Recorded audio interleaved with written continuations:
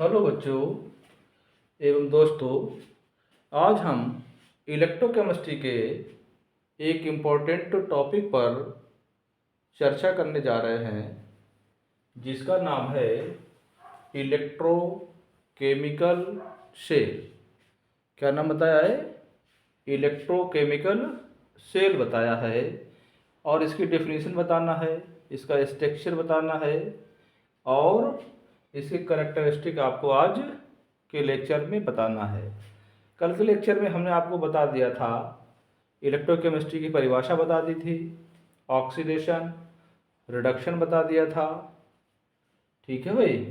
तो कोई chemical reaction होती है, उसमें दो रिएक्शन संभव होती हैं, एक ऑक्सीडेशन और दूसरा रिडक्शन होता है। कोई भी केमिकल रिएक्शन है, इलेक्ट्रोकेमिस्ट्री नाम इसीलिए रखा गया है कि इसमें केमिकल रिएक्शन जरूर होगा, यानी केमिकल रिएक्शन के द्वारा ही इलेक्ट्रिकल एनर्जी उत्पन्न होगी, या आउटर सोर्स से इलेक्ट्रिकल देते हैं तो केमिकल रिएक्शन होगी। यानी संभव है कि इसमें केमिकल रिएक्शन जरूर होगी, यानी ऑक्सीडेशन और रिडक्शन होगा, तभी रिएक्शन संभव होगी, तभी केमिकल एनर्जी को इलेक्ट्रिकल एनर्जी में परिवर्तित किया जा सकता है। तो आज परिभाषा बता रहे हैं इलेक्ट्रोकेमिस्ट्री की। तो बताया है ऐसा सिस्टम जिसमें दो इलेक्ट्रोड एक ही इलेक्ट्रोलाइट के सॉल्यूशन में या डिफरेंट इलेक्ट्रोलाइट के सॉल्यूशन में डूबे रहकर इलेक्ट्रिकल कम्युनिकेशन का कार्य करते हैं, इलेक्ट्रोकेमिकल सेल्स कहलाती हैं। ठीक है भाई। ऐसे सिस्टम या ऐसा सिस्टम जिसमें दो इलेक्ट्रोड आपका डिफरेंट मेटल के हो सकते हैं या एक ही मेटल के हो सकते हैं, यानी ऐसा सिस्टम जिसमें दो इलेक्ट्रोड एक ही इलेक्ट्रोलाइट सॉल्यूशन में या डिफरेंट इलेक्ट्रोलाइट के सॉल्यूशन में डूबे रहकर इलेक्ट्रिकल कम्युनिकेशन का कार्य करते हैं, इलेक्ट्रोकेमिकल सेल्स कहलाती हैं। इस प्रकार की सेल्स में केमिकल एनर्जी को इलेक्ट्रिकल एनर्जी में परिवर्तित किया जाता है। केमिकल एनर्जी को इलेक्ट्रिकल एनर्जी में परिवर्तित किया जाता है।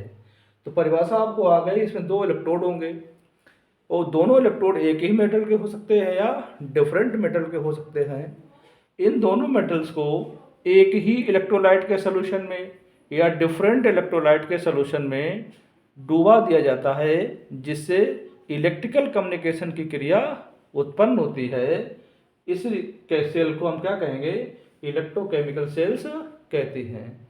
ये जनरली दो प्रकार की होती हैं, एक इलेक्ट्रोलाइटिक सेल होती है, एक गैल्वेनिक सेल होती है। तो आज हम केवल चर्चा कर रहे हैं इलेक्ट्रोलाइटिक सेल्स पे।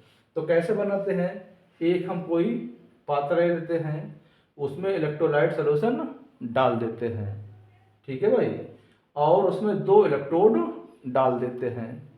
अब दोनों इलेक्ट्रोड एक ही मेटल के हो सकते हैं या डिफरेंट मेटल के हो सकते हैं, ये सेल के स्ट्रक्चर पर डिपेंड करता है। जो इस सेल में हम उपयोग कर रहे हैं इलेक्ट्रोलाइट सॉल्यूशन में, इसमें क्या होगा? इलेक्ट्रोलाइट सॉल्यूशन एक ही होगा।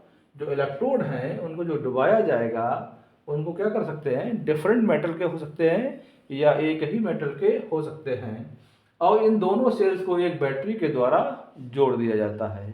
ध्यान का रखना है कि हमारा एनोड कौन सा होगा और कैथोड कौन सा होगा, जाके इसके लिए बैटरी पर डिपेंड करते हैं।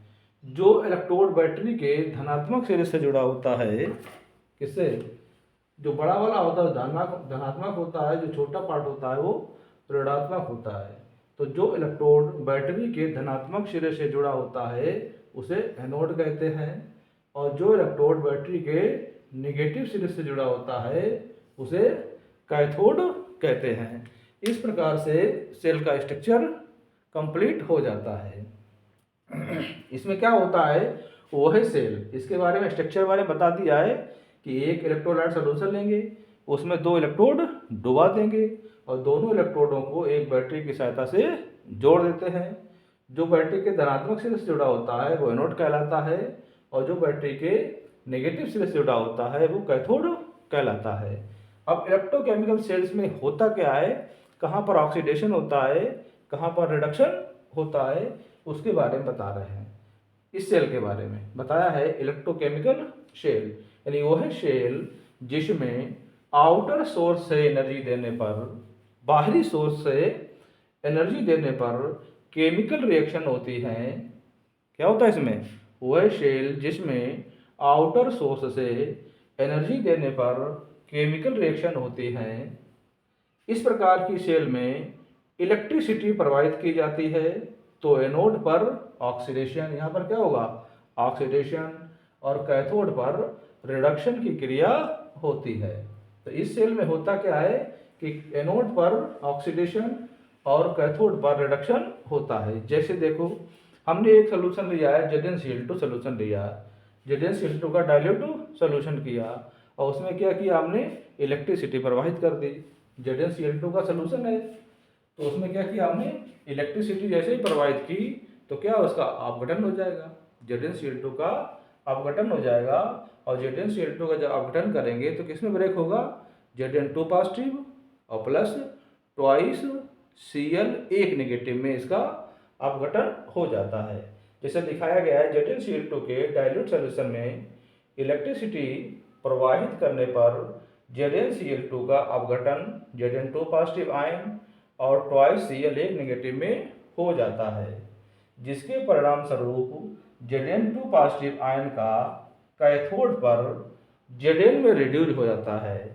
क्या होता है, Zn2 पॉजिटिव आयन का, ये पॉजिटिव है तो कहाँ चलेगा, कैथोड की ओर जाएगा, यहाँ पर अपघटन हुआ तो Zn2 पॉजिटिव आयन कहाँ जाएगा, कैथोड पर Zn में रिड्यूस हो जाता है, जबकि Cl एक नेगेटिव आयन एनोड पर ऑक्सीडाइज हो जाता है। तो यहाँ पर ऑक्सीडेशन, यहाँ पर रिडक्शन की क्रिया होती है।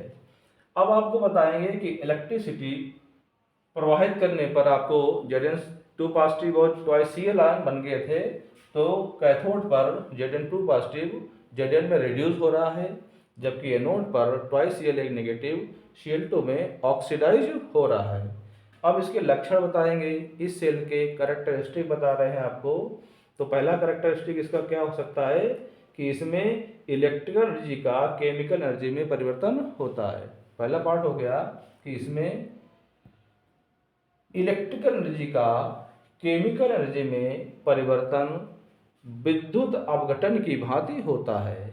पॉइंट सही समझ लेना कि इसमें इलेक्ट्रिकल एनर्जी का केमिकल एनर्जी में परिवर्तन विद्युत अपघटन की भांति होता है।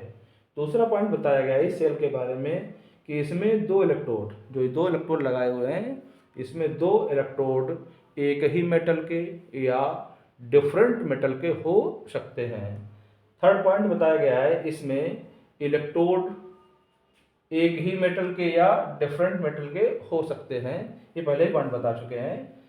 थर्ड पॉइंट है इसमें दो इलेक्ट्रोड एक ही इलेक्ट्रोलाइट सॉल्यूशन में डूबे रहते हैं। इसमें दो इलेक्ट्रोड जो होते हैं वो एक ही सॉल्यूशन, इलेक्ट्रोलाइट के सॉल्यूशन में डूबे रहकर इलेक्ट्रिकल कम्युनिकेशन का कार्य करते हैं। मेटल के बारे में बता दिया है कि इसमें जो इलेक्ट्रोड होते हैं वो एक ही मेटल के या डिफरेंट मेटल के हो सकते हैं। और सबसे लास्ट और इम्पॉर्टेंट पॉइंट बताया है, जिसे पहले बता चुके हैं, कि जो इलेक्ट्रोड बैटरी के पॉजिटिव सिरे से जुड़ा होता है उसे एनोड कहते हैं, और जो बैटरी के नेगेटिव सिरे से जुड़ा होता है उस इलेक्ट्रोड को हम कैथोड कहते हैं। तो आज के टॉपिक में हमने इलेक्ट्रोकेमिकल सेल्स के बारे में बता दिया है। तो सभी लोग पूरा वीडियो देखा करें और लाइक भी कर दिया करें। Okay, thank you.